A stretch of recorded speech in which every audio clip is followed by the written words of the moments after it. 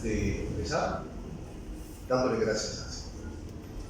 Padre, Padre, gracias, Señor. Te ha placido congregarnos hoy, traernos, Señor amado, desde latitudes distantes, Señor, lugares distintos, nos has traído aquí, Señor. O cuando no planeamos, Señor, en nuestra vida poder ser receptores de esta preciosa gracia, estamos aquí, Señor, y nos regocijamos, Señor, de tenerte como baluarte, Señor, precioso tesoro en nuestros corazones, Señor. Y nos congregamos teniendo en común cada uno de nosotros el amor que has generado en nuestros corazones para ti, Señor. El deseo y el anhelo ferviente de conocer tu palabra. Ese impulso, esa guía que nos das de buscarte constantemente, Señor, no proviene de nuestras voluntades, sino que sobre nuestras voluntades nos convence y nos guía, Señor, para que nuestra voluntad sea cautiva, Señor amado, a tu preciosa gracia. Estamos tan agradecidos, Señor amado, hoy. Señor, nuestros labios confiesan tu nombre, Cristo, Salvador y Señor de nuestras vidas. Y nuestra alma, Señor amado, se agita fervorosamente agradeciéndote por tu preciosa salvación. Oh Señor, que así sea siempre en nuestros corazones, llenos de gozo y júbilo, Señor, exaltando tu nombre. Hoy, eterno Dios, te agradecemos. Pedimos que nuestros ojos sean llenos de luz para poder entender tu palabra, que nuestra alma, Señor, esté atenta, que la obliguemos a poner atención y que tu Santo Espíritu nos convenza, Señor amado, del pecado que hay en nosotros, pero también del perdón precioso que hemos recibido en Cristo, de la gracia hermosa, de la comunión que tenemos, Señor, con tu Santo Espíritu, y del juicio en el cual caminamos cada día, juicio que nos lleva a la perfección, juicio que nos lleva a la completación, juicio que nos lleva, corrigiéndonos, Señor amado, a contemplar tu rostro en la preciosa eternidad que nos has prometido. Gracias, Señor, te damos. Úsate de este vaso que es, Señor, indigno por sus obras, que es, Señor, incapaz por sus propias fuerzas, pero que en ti, eterno Dios, es posible que sea usado este vaso que hoy habla. Gracias, Señor, te damos en Cristo Jesús. Hermanos amados, estamos en Hebreos 10. Mi gozo ha durado ya como un mes, porque ya estamos terminando esta parte, que es la parte teológica más alta, digamos, de esta carta, donde aparece Cristo en la eternidad hablando de su plan. Él ha hablado desde antes de que se cree todo, que Él va a venir, está teniendo una conversación con el Padre, y Él dice: iré y anunciaré tu nombre, iré y los salvaré. He aquí, yo y los hijos que Dios me dio. Toda esta conversación sucede antes de que todo el mundo fuese, antes de que nada haya sido creado, y nos parece fabuloso, maravilloso, extraordinario, porque antes de que existiese un ángel, Dios ya nos había conocido. Y eso nos da paz, nos da tranquilidad de saber que, a pesar de todas las cosas que han sucedido, el Señor, hermano amado, el Señor, hermana amada, le ama entrañablemente, con un amor que no tiene tiempo, que no tiene espacio. Ese amor surgió de su voluntad desde antes de la fundación del mundo, y para nosotros debe ser suficiente, porque hacia allá nos dirigimos, hacia allá es donde vamos, y esta esperanza que Él ha colocado en su corazón, que comparte usted con sus hijos, esa esperanza es la que le sostiene todos los días, cada momento, cada instante. En la aflicción es su sostén, en el gozo es su alegría. Por eso, hermanos amados, estamos contentos, y sería suficiente con esta simple introducción, pero vamos a acercarnos a la Escritura. La Escritura en Hebreos capítulo 10 Y en el versículo número 22 empezará, número 19 empezará nuestro sermón. Y nuestro tema de hoy, para los que apuntan, una libre e irresistible invitación a la Santa Comunión. Una invitación podría ser voluntaria, si quiero o no quiero ir, pero es irresistible. La invitación podría sonar que es por deseo propio, pero es obligatoria para aquellos que la han recibido y no pueden resistir. Por eso quiero que leamos Hebreos capítulo 10 del versículo 19 al versículo 23, todos a una sola voz, dice la palabra del Señor así.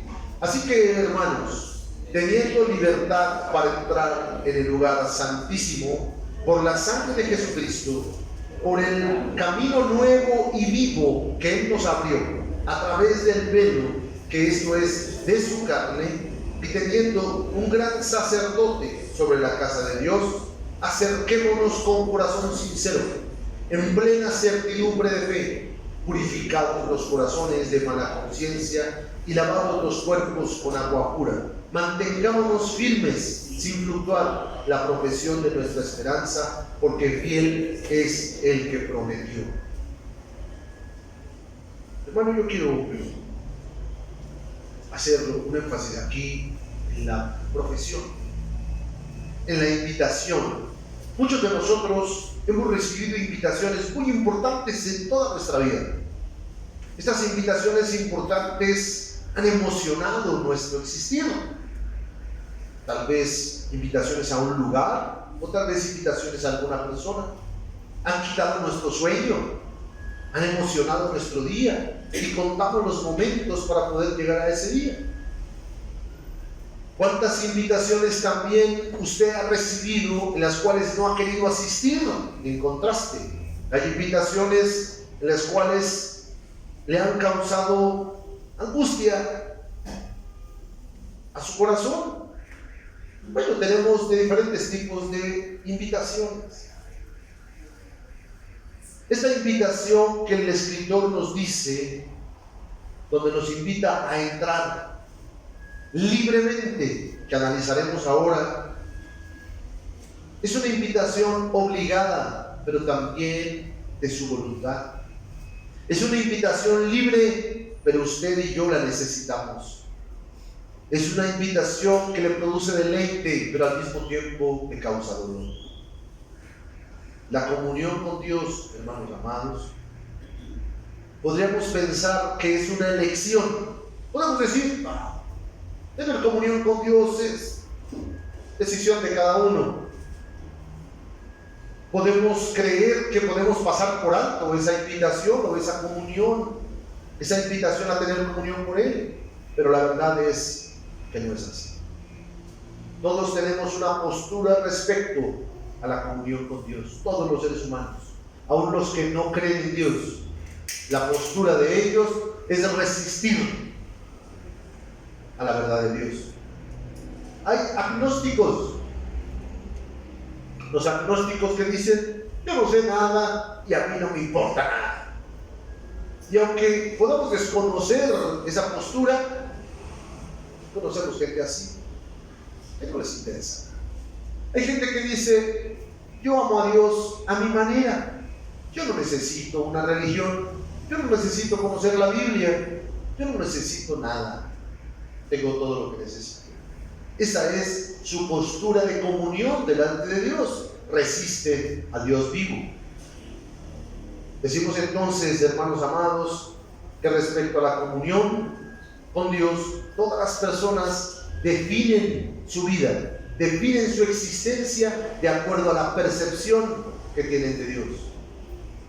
Quiero decir con esto que no existe un ser humano en toda la historia de la humanidad que haya sido ajeno a la percepción, al convencimiento de que existe un Dios vivo, un Dios justo, un Dios perfecto. Y de acuerdo a eso su conciencia le acusa de tal manera que el hombre puede meterse en lo más profundo y más oscuro de su conciencia para ocultarse de aquella luz que su misma conciencia le grita: Dios es real, es justo, es fiel y Él condena el pecado que cometes. Qué triste fue la vida en los tiempos de nuestra ignorancia, cuando vivíamos en la banalidad de nuestros pensamientos, siguiendo al Dios de nuestra imaginación.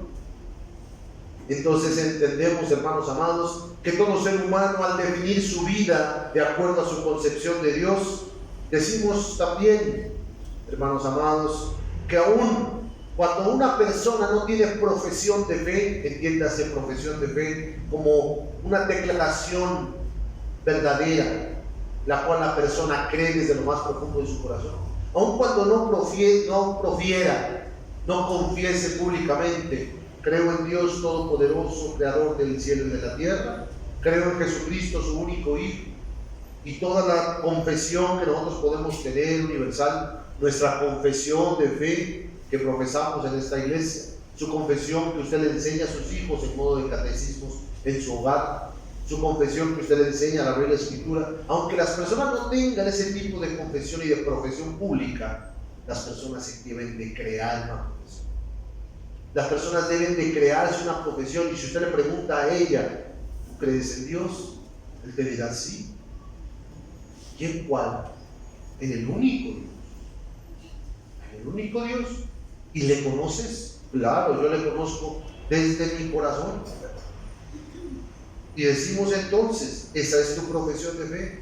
¿Y cómo puedes seguirle? ¿Cómo puedes amarle? ¿Cuál es tu base fundamental para entender a ese Dios? Mis sentimientos.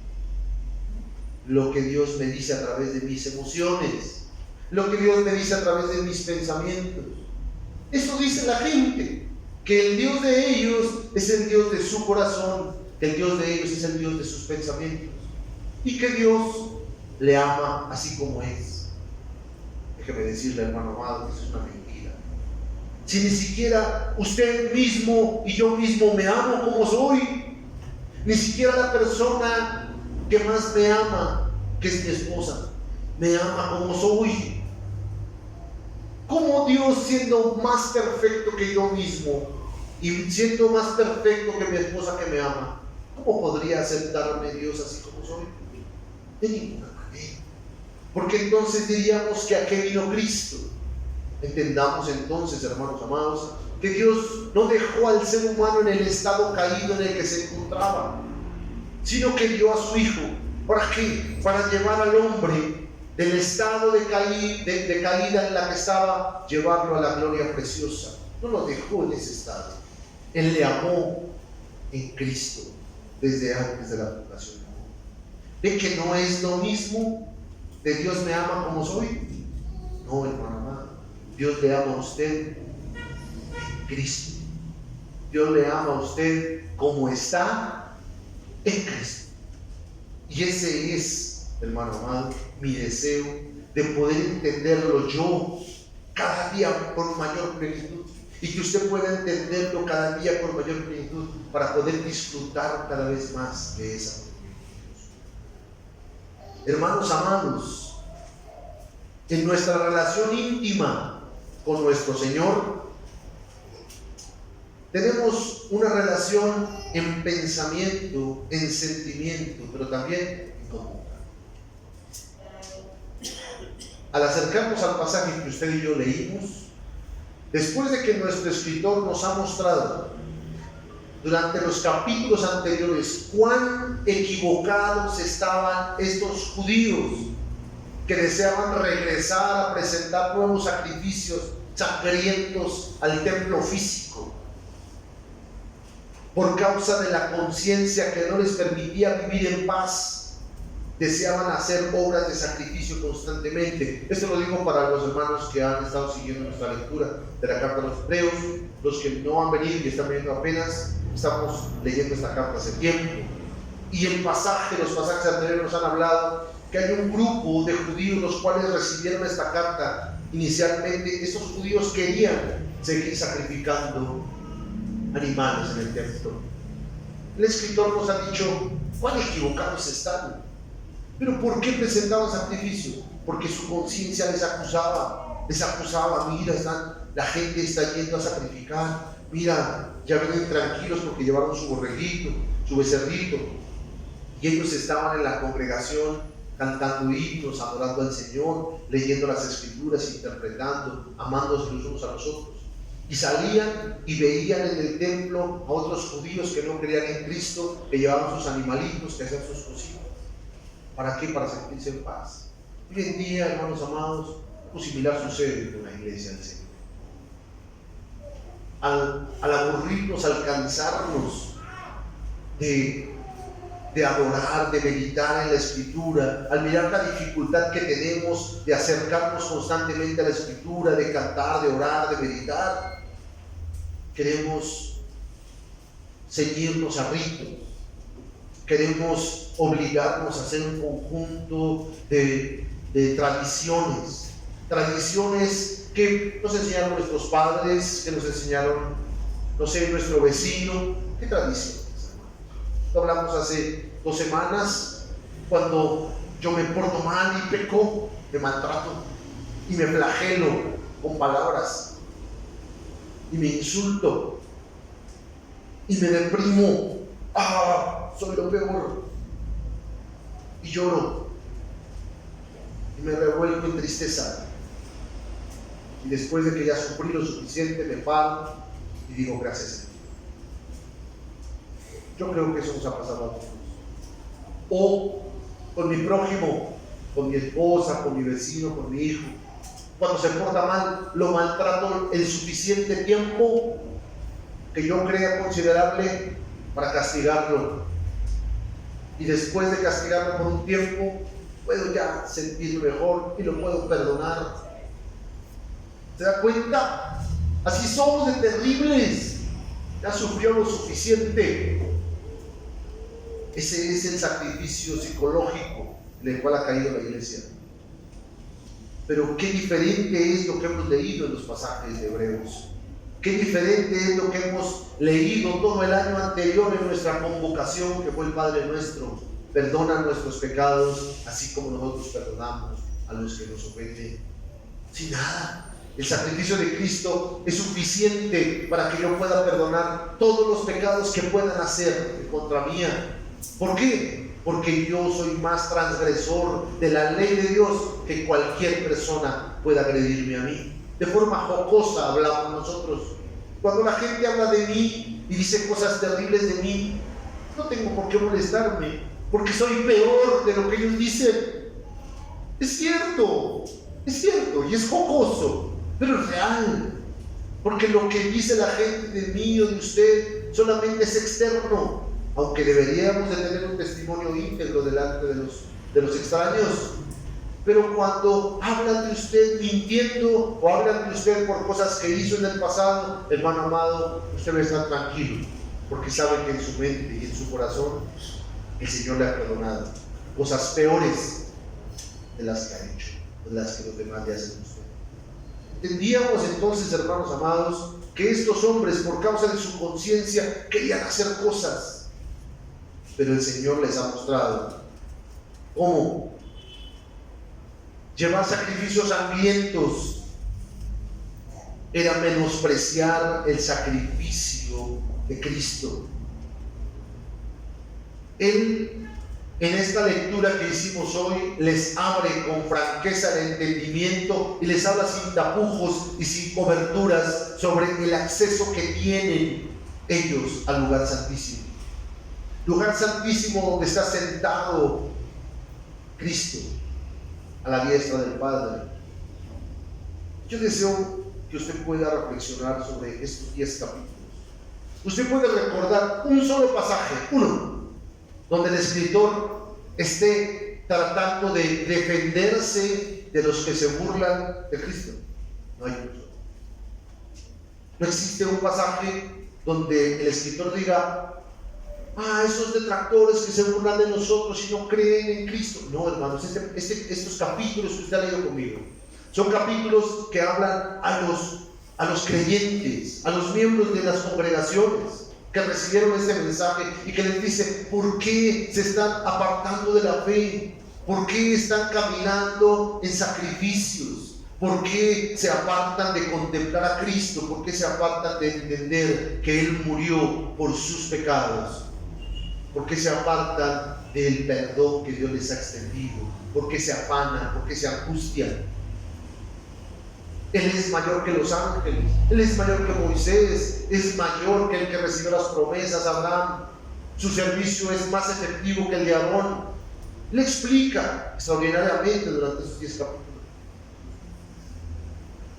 Y sentencia: ¿acaso sois inconversos? ¿Acaso el Espíritu de Cristo no está en ustedes? Sería la única forma. Pero hermanos amados, en la lectura que usted leyó hoy conmigo, Él abre la puerta y dice: entremos al lugar santísimo, donde está sentado Cristo. El escritor ha delineado bien la identidad. ¿La identidad de quién? De Cristo, del Mesías prometido, del Salvador del mundo, del Hijo de Dios, del Supremo Rey, del sacerdote majestuoso, del profeta, del Dios hombre que está con nosotros. Hermanos queridos, el escritor usted ha leído que habla así: hermanos, tenemos una libertad, ¿no? Preguntamos qué es la palabra tener, su pasaje del versículo 19. La palabra tener hace referencia a sostener con fuerza, a aferrarse violentamente. ¿A qué me he de aferrar violentamente? Aférrate violentamente, hermano, a la libertad, porque fuiste y fuimos esclavos del pecado, y el pecado nos arrastra otra vez a la esclavitud. El apóstol Pablo nos decía: ¿cómo, siendo libertados, regresarán a la esclavitud? ¿Dónde empezamos en la esclavitud, hermanos? Acá, en nuestra mente. Miren, en la depresión, en la tristeza, en el dolor de no tener lo que quiero, de que el mundo no sea como yo espero. Ahí empieza su esclavitud. Ahí empieza su esclavitud y la mía. Cuando empiezo a poner mis ojos en las circunstancias. ¿Acaso el Señor no le prometió que le daríamos el mundo con aflicciones? ¿No fue lo que dijo? Hoy en día hay lugares que te enseñan que no hay aflicción, que las promesas del Señor son sí, son amén en lo que quieras. No.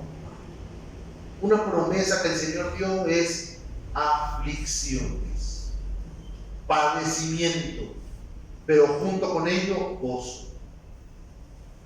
Entonces, hermano, el apóstol Pedro llama la atención y exhorta con dureza diciendo: ¿por qué parece que te extraña que estás sufriendo, Adrián?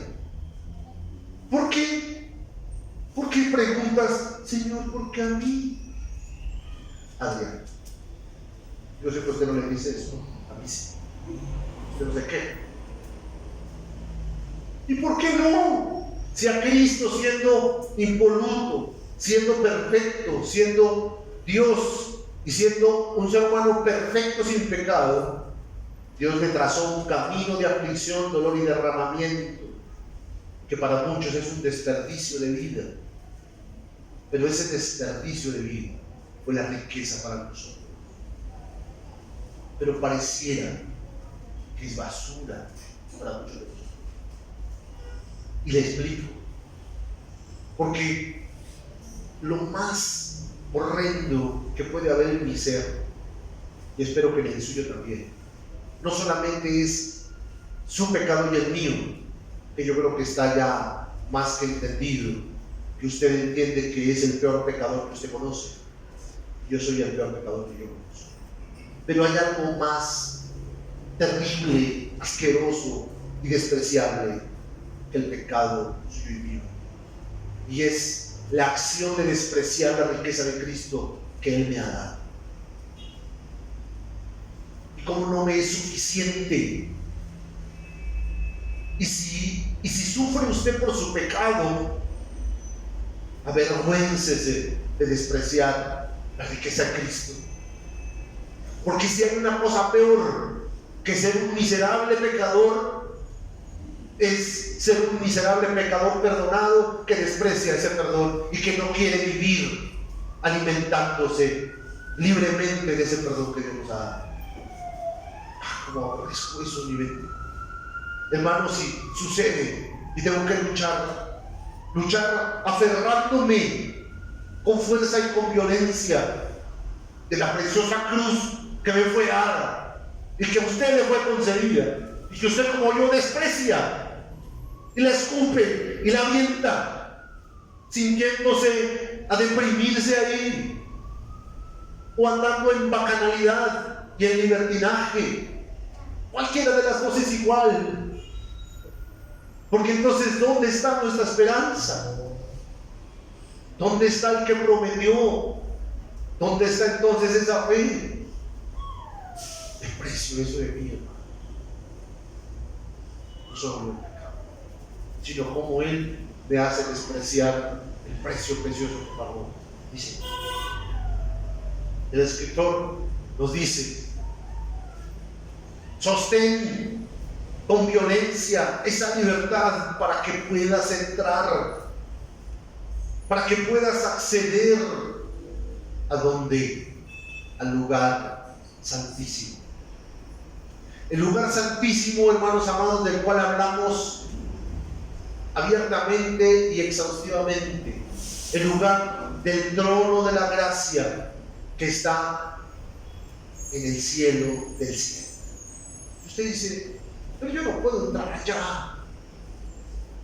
Cuán miserable es, o cuán pobre, cuán limitada es mi mente, que me impide entender que este cuerpo y este espíritu salieron de la boca de Dios, que este cuerpo fue formado del polvo de la tierra, y cuando Dios pronunció unas palabras en Adán, ese hombre fue hecho ser viviente.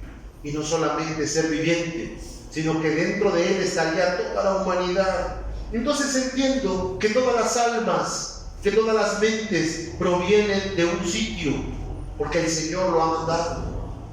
Y cuando la Escritura me enseña que Cristo ha ascendido a lugares celestiales y que yo estoy sentado ahí, cuando cierro mis ojos y medito en el Señor y entiendo que lo que dice Juan, que mis palabras aquí en la tierra se pronuncian en el cielo, eso es real. Y yo quisiera entenderlo de una forma, hermano, que se estremeciera mi ser, que el hecho de solamente concebir el pecado, yo pueda caer de rodillas en mi espíritu y decirle, Señor, sálvame porque perezco, como lo hizo Pablo, como lo hizo Pedro. Pero mentiría si te dijera que siempre amas.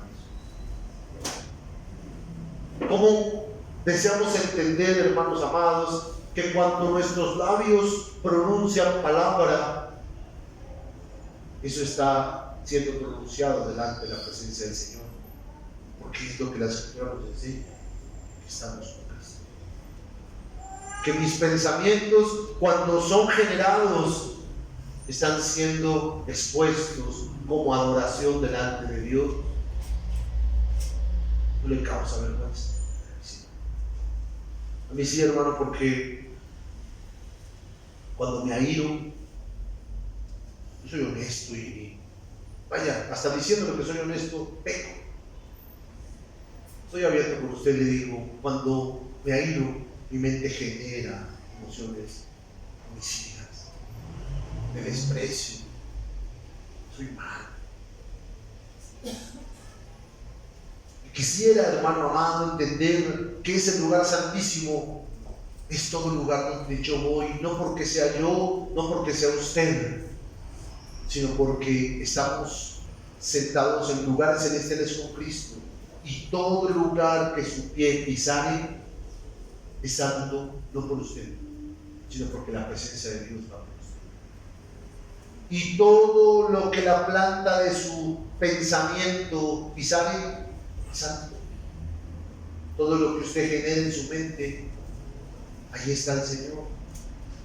Si ve que es digno de considerar que mis emociones y mis pensamientos ofenden la presencia del Señor. El escritor no se queda con esto, sino que nos dice que no nos aferremos con libertad y con violencia a la libertad para entrar al lugar santísimo por nuestros propios sacrificios, sino por la sangre de Jesucristo. Es decir, que pueda contemplar en mi mente el sacrificio de Cristo, en lugar de sentarme a llorar sobre la leche derramada, en lugar de sentarme a llorar por la miserable vida que me tocó, en lugar de ponerme a amargarme por lo que me ha sido quitado, en lugar de llorar por lo que no he obtenido. Es ahí donde se basa el principio de la amargura de un creyente, por la codicia de nuestro corazón. Porque codicio no perder, cuando la Escritura me enseña que para poder ganar el conocimiento, el entendimiento, la comprensión de quién es mi Salvador, tengo que tener todo por basura. Pero la experiencia que tengo dolorosa, la escasez y necesidad que tengo, aún me lleva a no abrir mi boca para pedir a Dios. Porque soy rico de orgullo, porque soy rico de sueños, porque soy rico de codicia, porque lo que tengo yo son planes para mi vida. Tu mejor vida la tienes diseñada tú, la tengo diseñada. Ese es el principio de mi amargura, la codicia de mi corazón. El escritor me dice: mira a Cristo, mira a Cristo. ¿Qué ha hecho Cristo? ¿Cómo entro por medio de Cristo? Y él dice: por el camino nuevo y vivo. Un camino nuevo, un camino que no se trata de hacer sacrificios, un camino que no se trata de esfuerzo humano. ¿Qué camino es ese? Resulta que hablábamos en nuestra clase de escuela dominical, en la introducción, sobre el camino que fue guardado, que fue impedido que el ser humano entrara. Ese camino era el camino al árbol de la vida. Dios en su misericordia, cuando estábamos caídos en Adán, no quiso que comiéramos de ese árbol para permanecer así eternamente, sino que guardó ese camino, impidió que entráramos por ese camino, y nadie jamás conoció ese camino. Nadie jamás lo conoció. Al no conocer ese camino, hermanos amados, Cristo era ese camino, y él mismo dijo: él era el camino. Yo soy el camino. Yo soy la verdad que necesitas conocer. Yo soy la vida eterna que vas a recibir para poder vivir. Ese camino nuevo, hermanos amados, nos enseña el escritor que debemos de caminar, porque ese camino es vivo. Y al decir que es vivo, decimos, hermanos amados, que es un camino que puede experimentarse. Es un camino que, a pesar de que tiene unas normas y unas directrices para que podamos aprender en el camino, usted puede experimentarlo. Estuve leyendo esta semana sobre la vida de Jonathan Edwards. No necesita conocerlo, o más bien, sí necesita conocerlo. Puede conseguir un libro de él y podrá saber cómo el Señor usó ese hombre. Yo no soy mucho de recomendar libros, pero ese autor y ese hermano usado por el Señor grandemente. Y leía sobre su vida devocional. Y yo les he hablado de hombres y mujeres que yo conozco, o que conocí en otro lado, que eran hombres llenos de Dios, llenos del Espíritu Santo de Dios, que inspiraban, hermanos, a la búsqueda del Señor. Este hombre, al leerlo, practicaba la vida que había recibido y la escribía. Y él escribe sobre su vida. Y al leerlo, en esta pequeña cita, esta pequeña reflexión que estoy haciendo sobre él, decía: Señor, yo sé que hay una vida viva para mí. No solamente de normas, de doctrinas firmes y sólidas, sino que esas doctrinas son vivas, producen vida y producen experiencia de comunión, de relación. Usted no conoce a alguien profundamente hasta que vive con él. Niéguemelo. Usted no conoce a alguien bien hasta que vive con él, ¿o no? Los que son casados, ¿se acuerdan del noviazgo? Ay, el noviazgo. Y cuando se casaron, ay, el noviazgo. ¿O no? Cuando las embarazadas tienen a su bebé, le dicen en el vientre, ay, te amé desde el vientre. ¿Qué? Si ni lo conocía. Amaba lo que usted se imaginaba. Cuando vinieron las desveladas, me gustaría volver a tenerlo acá en el vientre, porque lo dejaba dormir, ya no lo deja dormir. Y si no lo educa bien, cuando crece peor, no lo deja dormir peor. Usted conoce a una persona hasta que vive con ella. No la conoce en las normas doctrinales del matrimonio. Yo le he comentado, antes de casarme yo leía harto del matrimonio y yo decía que sabía harto. Y sí sabía un poquito. Daba consejerías de matrimonio antes de casarme. Pero cuando me casé me di cuenta que todo eso que sabía no me servía para nada. Porque tenía que vivir. Todos ustedes, muchos de ustedes saben el matrimonio tan glorioso que el Señor nos ha permitido vivir, que hoy para su gloria el Señor nos ha permitido sostenerlos y es hermoso nuestro matrimonio, lo disfrutamos, gracias por ver el ser humano más amplio. Y hermanos, quiero referir con esto, que el Escritor nos dice que este camino vivo es para caminarse, no para coger solamente la Escritura y pretender que la Escritura le está describiendo cómo va a ser el cielo. No, hermano, no. El cielo está aquí en la tierra. El cielo está aquí en la tierra y está dentro de la iglesia. El cielo está en Cristo. Cristo es el reino de Dios. Nos ha sido concedido por el Espíritu Santo de gracia. Y si usted tiene el Espíritu Santo de gracia, usted es de Él y el cielo está en usted y el reino de los cielos está en usted para que usted lo viva. Ahora, no para tener bienes vacíos, vanos, que Dios ha dado bienes, para que usted los administre, pero no es eso el bien de Dios. El bien de Dios es Cristo y debemos contemplarlo. Y es esa vida que queremos vivir, ese camino vivo es Cristo. Decimos, hermanos, entonces, que ese camino vivo fue abierto. Usted recuerda que había un camino, ese camino tenía una espada refulgente que corría para todos lados y cortaba para todos lados. Nadie podía cruzar ese camino.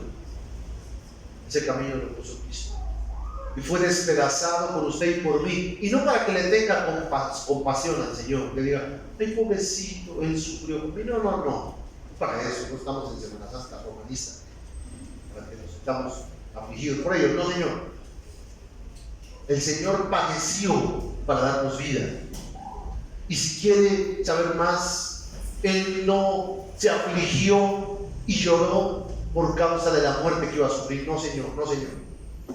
Él no tenía miedo de morir en la cruz, ni estaba afligido por eso. ¿Y sabe por qué le digo? Porque en el siglo II, los santos mártires del siglo II eran empalados, llenados con brea y encendidos a fuego. ¿Y saben qué hacían ellos?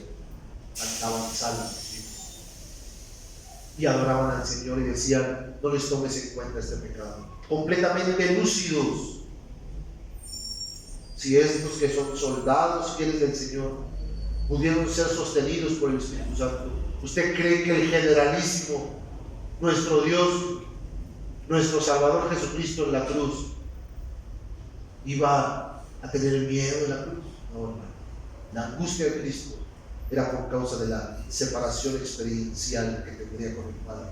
Como quisiera yo tener esa experiencia de dolor por causa de la separación consciente, y que usted la tuviera. Cuando usted y yo pecamos voluntariamente y nos separamos conscientemente buscando nuestra banalidad, como quisiera que me doliera el alma y se me agarrara mi ser para correr a buscar ayuda, porque la necedad se apodera de mi mente.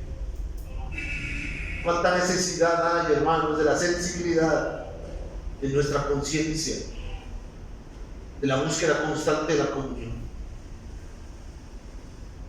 El Señor nos exhorta entonces, hermanos amados, que ese velo abierto por su sangre no fue solamente el sacrificio perfecto, sino que también Él mismo quedó como sacerdote, versículo 21, pero no un sacerdote común y corriente, un humano cualquiera, no.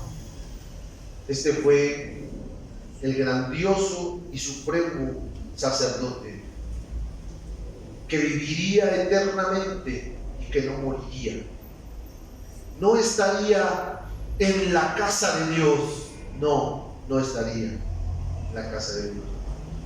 Estaría sobre la casa, en la cima, en el descanso, en la plenitud de la casa de Dios.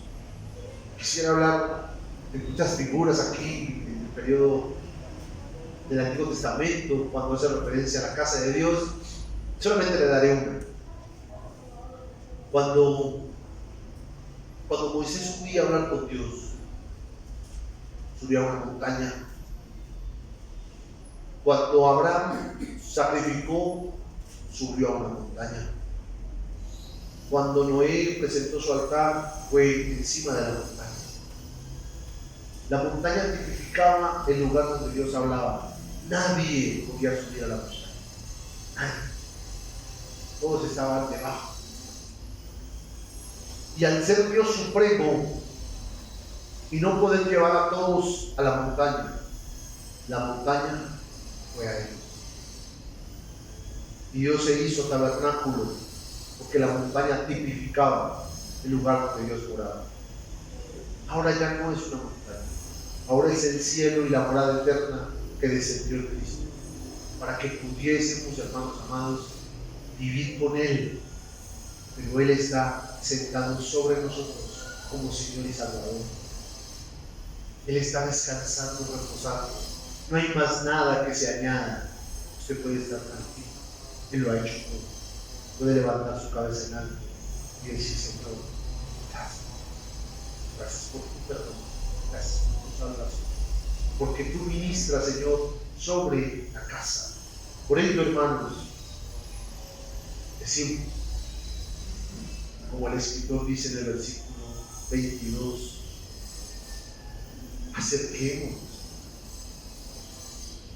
acerquémonos es adoremos, presentémonos a adorar siempre. La pregunta sería: ¿pero cómo? No es cómo aquí en este pasaje, ahora es con qué. El capítulo 9 dice que había formas de cómo adorar, pero aquí no es cómo adorar, aquí es con qué. Es una diferencia. ¿Con qué me voy a presentar en tu presencia, Señor? ¿Con qué? Él dice: con un corazón sincero. ¿Qué es un corazón sincero? Hermano, un corazón sincero es un corazón sin doblez, un corazón que no tiene oscuridad, que no tiene arruga, que la luz le da de frente y él se ve pleno tal cual es. Con eso quiero hablar al respecto de algo en particular. Una vez alguien me decía: yo amo a Dios con todo mi corazón, no necesito congregarme, no necesito diezmar, no necesito sujetarme a ningún consistorio, no necesito nada de eso. porque Dios conoce mi corazón. Y pues yo le dije, hermano, pues esto debería de darte vergüenza, porque tu corazón es perverso y el mío también. Y cuando el escritor nos dice un corazón sincero, no dice un corazón sin mancha. Un corazón sincero es un corazón honesto, abierto.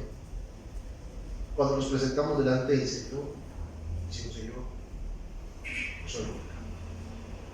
Señor, yo te he fallado de corazón, en mis pensamientos, en mis emociones. Señor, te fallo constantemente. No hay en mí, por mis propios méritos, algo bueno.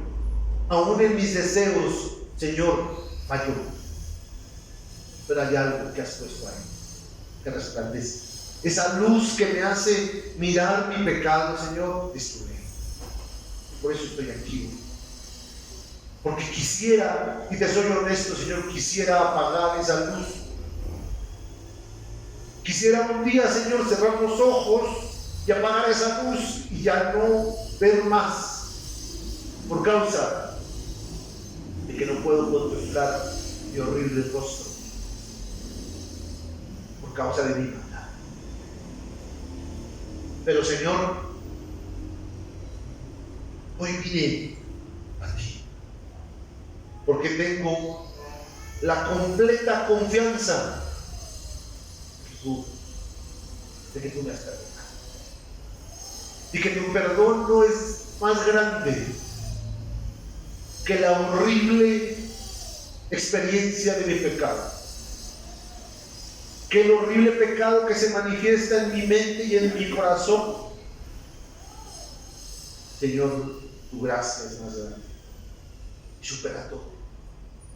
Permíteme ver en el espejo de tu palabra no mi horrible rostro, Señor, sino el resplandor precioso del rostro de Cristo, porque es ahí donde mi rostro es mudado. Es ahí, Señor, donde yo puedo encontrar consuelo. Es ahí, Señor, donde puedo descansar, que tú me sostienes. Porque mis pies se abaten, Señor, de cansancio y ya no puedo. Porque veo alrededor, Señor, y no hay quien me extienda una mano. Porque aún mi boca se ha cerrado para pedir ayuda. Señor, ven y auxíliame. Esa plena certidumbre de fe, hermano, produce una purificación, hermano amado, de su pensamiento y de su emoción, de sus sentimientos y de sus deseos, y su corazón puede ser limpiado constantemente por causa de la fe que ha sido colocada en usted y en mí. Esa fe es la confianza en que Cristo le sostiene, en que Cristo vendrá, en que Cristo está en usted y no está usted solo. Hermanos amados, nos purifica de la deformada conciencia que teníamos previamente. ¿Qué es mala conciencia en el versículo 22, hermano? Sino una deformación de mi autopercepción.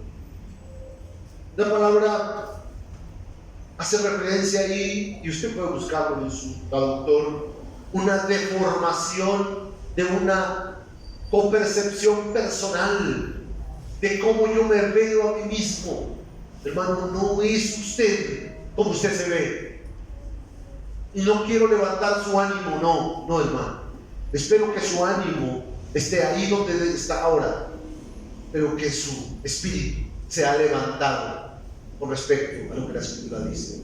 Que no se anime vanamente con palabras vacías que yo pueda decirle o que usted pueda entender mal de mi boca, sino que su espíritu se vivifique por medio de la que la Escritura nos enseña aquí, que nuestra mala conciencia, nuestra autopercepción, conpercepción errada, deformada que tenemos, sea quitada por medio del baño, del lavamiento del agua pura que es su santa palabra. Pero sabe, hay una palabra ahí que es la palabra cuerpo. Esta palabra, hermano amado, cuerpo, usted la lee en plural, está en singular en el texto griego. Usted no solamente debe lavarse usted, usted necesita, debe, está obligado y se beneficia de lavar el cuerpo de Cristo. Y no lo hacemos. No nos lavamos, no nos exhortamos, no nos corregimos, no lo hacemos. Y no quiero decir con esto que no nos regañamos, no son dos cosas diferentes. Que no nos insultamos o que no nos faltamos al respeto, no, eso es completamente distinto. Exhortar, corregir con la palabra de verdad, es a eso a lo que el Escrito nos llama.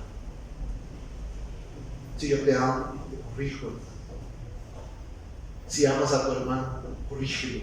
Hermano, no lo he visto hace tiempo. No importa que se enoje. No importa que se enoje. Yo lo reconcilio. Regáñalo en el amor del Señor. Exhórtelo, vale la palabra. Sabrá Dios qué quiere decir su regalo para usted. Exhórtelo en el amor del Señor. Exhórtese usted. Salúdese usted. Salude al hermano. Dele un versículo bíblico. Por ejemplo, no dejando de congregarse como algunos tienen por costumbre, puede darle ese. Está más adelantico y hablaremos en 2 semanas más. Puede darle alentados, regocijados en el Señor, también puede decir. O puede decirle, hermano amado, hace tiempo no te veo, ¿puedo ayudarte en algo? ¿Cómo puedo consolar tu necesidad? ¿Necesitas que ore por ti? Tengo miedo de que nos convirtamos en cualquier iglesia romanista de colonia, de barrio, que entra la gente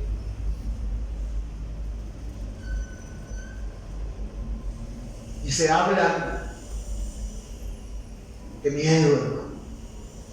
Antes de eso, dejo el servicio y me congrego en mi iglesia.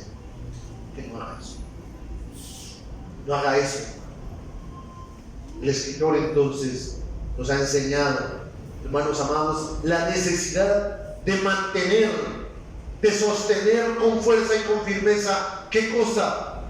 Mi profesión, versículo 23, mi reconocimiento, mi confesión, mi seguridad desde lo más profundo de mi corazón, pero de una manera que no fluctúe. De una manera, hermano amado, que no esté inclinándome para un lado y luego para otro, desviando mi camino desde acá y desde acá. Porque cuando yo empiezo a comportarme de una manera, todo empieza desde aquí, desde mis deseos y desde mis pensamientos. Hermano amado, ataque el corazón del problema. El corazón del problema, hermano amado, es su corazón y el mío. El origen del problema, hermano amado, es el cuerpo de pecado y la concupiscencia. Ataque ahí y contenga la conducta inapropiada. Cuando quiera deprimirse, sosténgase y diga: Señor, tú eres mi fortaleza, mi castillo fuerte. ¿O qué nos ha pasado? Muchos de nosotros venimos de doctrinas pentecostales, carismáticas, emocionales, pero ahora nos hemos hecho reformados y nos olvidamos de citar la palabra en momentos de aflicción. Ya nadie cita la palabra. Todo lo puedo en Cristo que me fortalece, Señor, y esta necesidad la he de padecer porque tú me sostienes. Cítelo bien. Ahora, Señor, quiero llevar mis pensamientos cautivos a tu obediencia. Enséñame, Señor, a seguir tus mandamientos. Una cosa me he mandado de Jehová y esta buscaré: el estar en tu casa siempre. Que habita el abrigo del Altísimo morará bajo la sombra de Dios. Señor, tú eres mi pastor y nada me faltarás. Y aún esta aflicción es parte, Señor, de tu provisión. Recibiré de Jehová lo disfrutable y no lo doloroso. No, Señor, también lo doloroso lo recibiré de ti y me gozaré en medio de ti, Señor, porque tú eres quien me sostienes. Tú eres mi gloria y el que levanta mi cabeza. ¿Por qué no citamos pasajes de la Biblia? Teme parecer pentecostal, hermano. Ahí también hay hermanos. Ahí también hay hermanos. Deseo mantener firme, sin doblarme, mi profesión. ¿Por qué? Porque ahí está mi esperanza. Ahí está la expectación que yo tengo de la venida de mi Señor y de su Señor. Y Él es hecho Señor y Dios de todos, no solamente de nosotros. Cuando venga, juzgará a todo el mundo.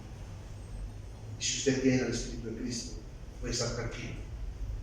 Él no lo condenará. Ahí está en paz. Hermanos amados, esta promesa que recibimos no fue de hombre, fue de Cristo. Y Él es fiel, Él es digno, Él es confiable, Él es completamente justo y Él es veraz. Él cumplirá lo que ha dicho. ¿Saben por qué fluctuamos? Porque no conocemos lo que Él dijo. Acerquémonos a alabarnos con la palabra del Señor. Y entonces podremos disfrutar gloriosamente de su preciosa gracia, entrando y viviendo la preciosa mansión que Él tiene para nosotros. La esperará hasta que venga, que es un cuerpo, por supuesto. No, hermano, usted puede disfrutar de la comunión con Dios desde ahora. Construyendo nuestro pensamiento cristiano en nuestra conclusión, le pregunto, ¿solo podemos disfrutar de la presencia divina por medio de esperar en un futuro? Disfrutamos de la presencia divina sabiendo y entendiendo el sacrificio de Cristo y su sacerdocio, que es eficaz, porque Él está delante del Padre y nosotros con Él, y Él intercede por nosotros. Segundo punto, siempre estamos delante de su presencia, hermanos. No seamos como oidores olvidadizos poniendo los ojos en este mundo y por ello, hermanos amados, despreciar la preciosa gracia de Cristo, poniendo los ojos en nuestro pecado, en nuestros errores, en nuestras fallas, en nuestra codicia. No, pongámonos en Cristo y así valoraremos. Queremos estar siempre cerca de ti, Señor, pero conscientemente, porque es la única forma como podemos disfrutar de ti, porque nuestro cuerpo no está contigo, pero tú estás en nosotros.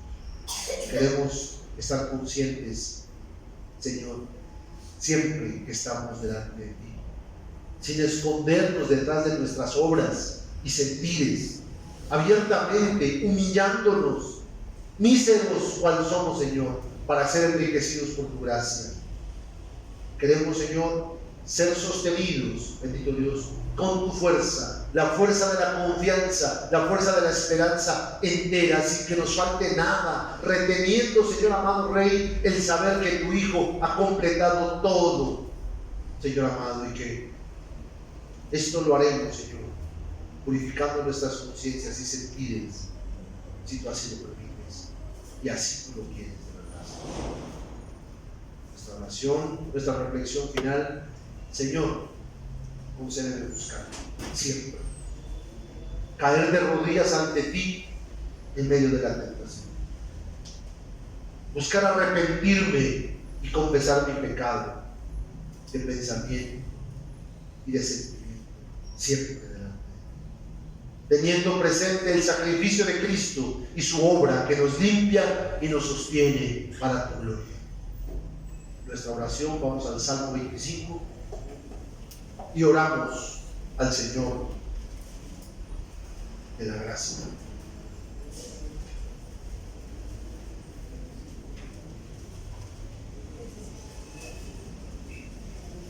Salmo 25.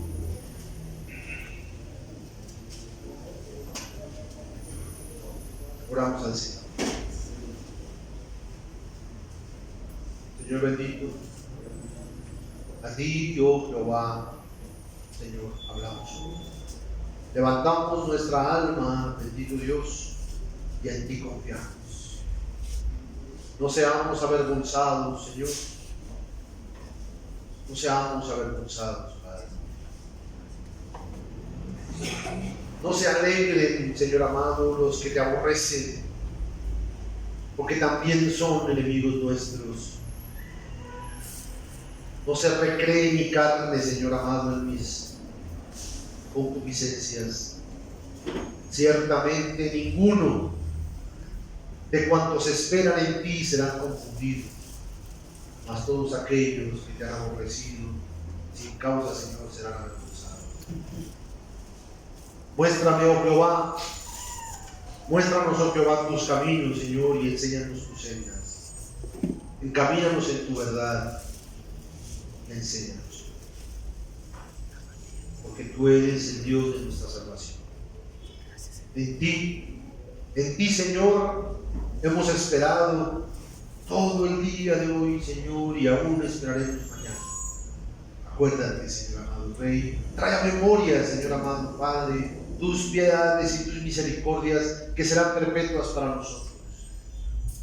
De los pecados de nuestra infancia, de nuestra ignorancia, Señor, de nuestras rebeliones, cuando estábamos en ignorancia, no te acuerdas, Señor, y tampoco nos acordemos nosotros. Conforme a tus misericordias, Señor amado Rey, haz en nosotros tu bondad, oh Jehová.